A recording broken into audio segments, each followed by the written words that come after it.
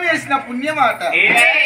రామ రామ అంటుంటే రామ రామ అని వింటుంటే రోమ రోమ నా పాపాలు విడనాడిపోతాయి అట.